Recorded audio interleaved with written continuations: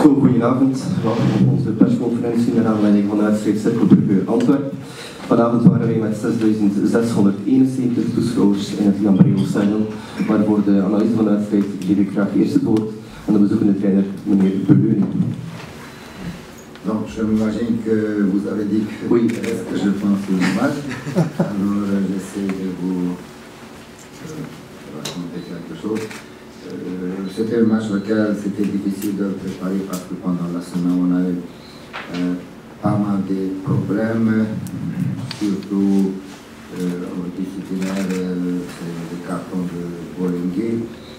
Et après on a eu une histoire, on sait qu'il n'est pas revenu totalement, enfin on a eu pas mal de problèmes de santé. Et j'ai eu peur un petit peu pour les premières 11.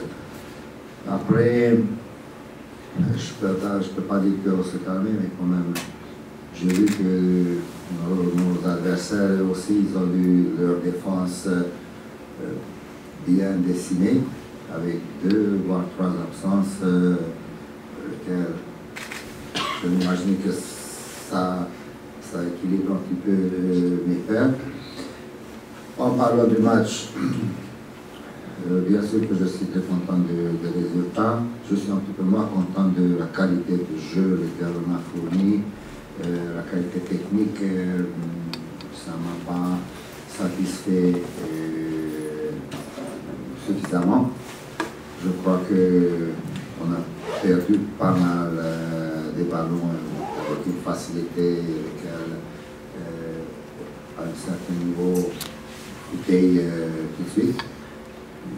Mais on a eu quand même un réalisme et une supériorité. Et puis c'est vrai aussi que cette fois-là, les moments clés du match, ils ont tombé de notre côté.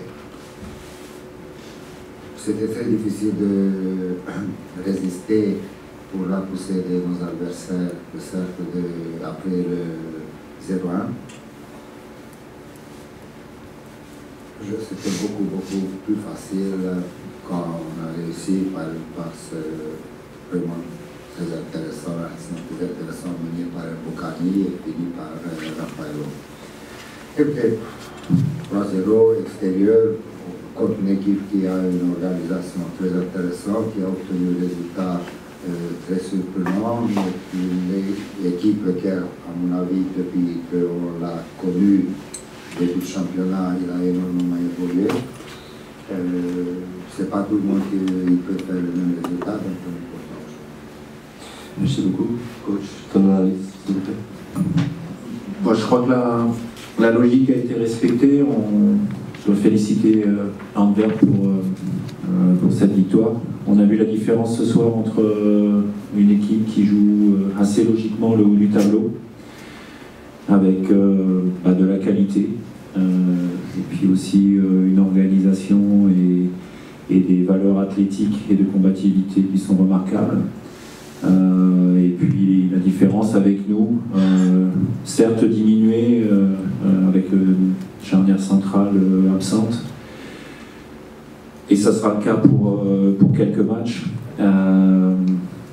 Loïc Palin qui a pris un carton jaune ce soir, donc il sera absent aussi la semaine prochaine. Donc vous avez déjà, je dirais, une idée de ce qu'il faut gérer pour aborder ces matchs-là. Maintenant,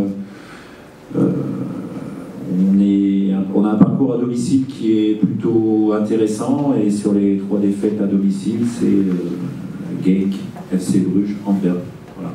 Regardez le classement et vous verrez quelle est la différence entre ces équipes. Voilà, c'est pas un hasard. Maintenant, c'est vrai que depuis le match à Genk et notre victoire à Genk, ça crée, je dirais, parfois c'était une surprise pour beaucoup de monde, une agréable surprise, mais ça crée aussi, je dirais, de l'envie en disant « Ah tiens, est-ce qu'ils vont être capables de le refaire ?» Mais on a tendance à oublier parfois que quand on parle d'exploit, la définition de l'exploit, c'est que justement c'est quelque chose de rare.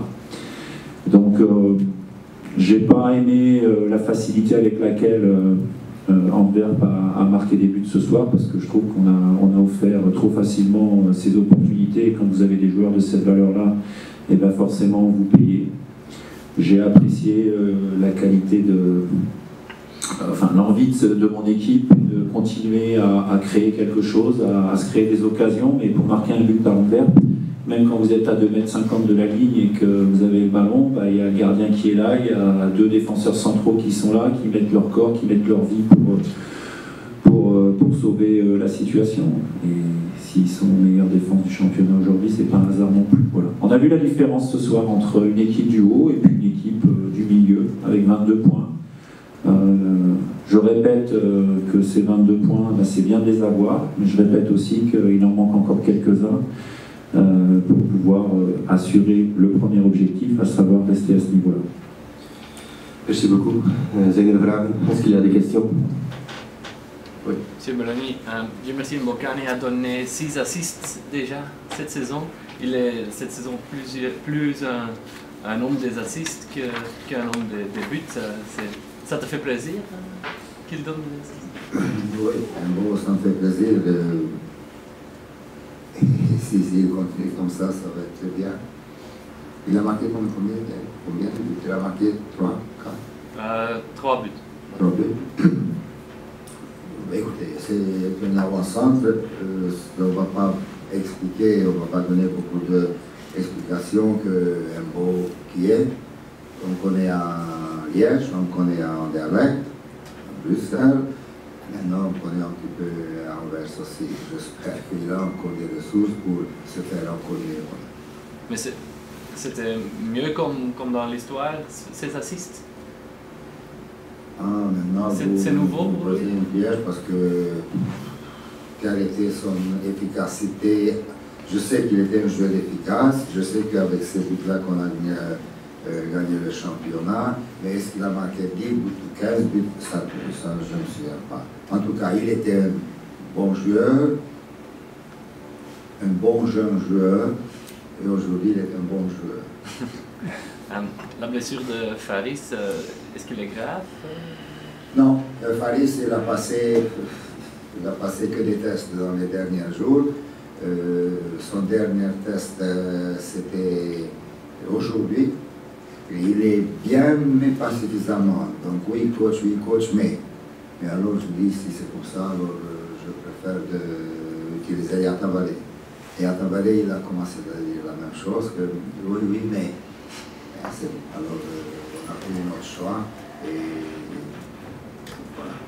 Et je suis persuadé que pour le prochain match, Faris, il revient. Yata, non, parce que je crois qu'il a 50 ans. Si vous deviez changer l'équipe aujourd'hui 2 fois, premièrement avec Haroun, après. Je comprends pas. L'11 qui a commencé, vous avez changé 2 fois aujourd'hui, ou pas? Parce que vous avez dit, Haroun a décidé aujourd'hui de ne pas jouer. Après Yatabare, c'était comme ça. Il a changé 2 fois. C'est rare que je prends la décision finale si tard qu'aujourd'hui. D'habitude, je sais l'équipe 2 jours avant et c'est ça ce que je préfère. Mais parfois, il y a des situations quand on est obligé. Même, je vous dis franchement, même on a pensé de faire échauffement Faris, Mateusz, Yatabare pour utiliser un d'entre eux.